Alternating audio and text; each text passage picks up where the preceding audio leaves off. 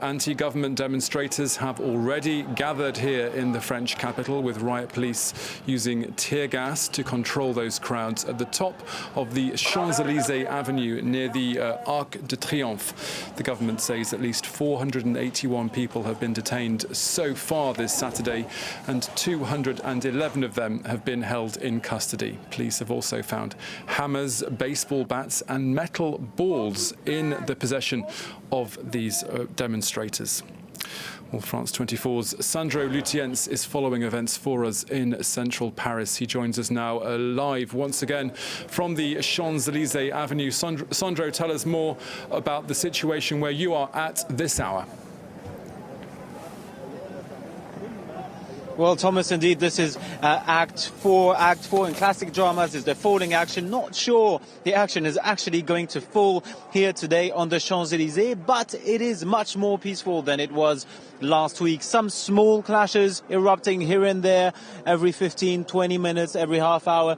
But in comparison to last Saturday, it's very, very quiet, very calm, very peaceful. People, the yellow vest protesters, and there are many, over 1,000 at least, are just strolling down this avenue where all the shops are closed. This very fancy avenue that is today the avenue of the yellow vest protesters. You can see behind me the Arc de Triomphe. Well, last Saturday you could barely see the Arc de Triomphe. There was so much tear gas in the air.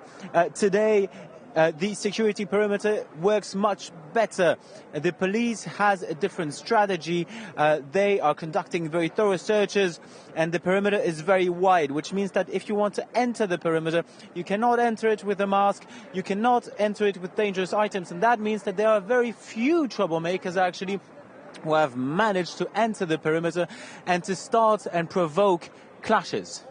But Sandro, we have already seen, as you were saying, some scuffles breaking out, and the government has reported several hundreds of people, in fact, have been arrested.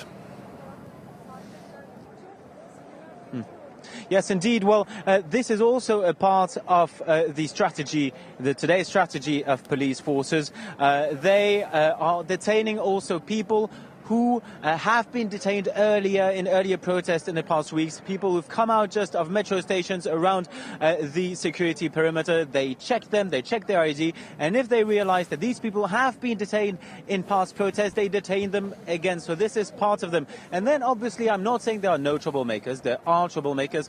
Some people manage to enter with gear, and they are able today to provoke clashes with the police.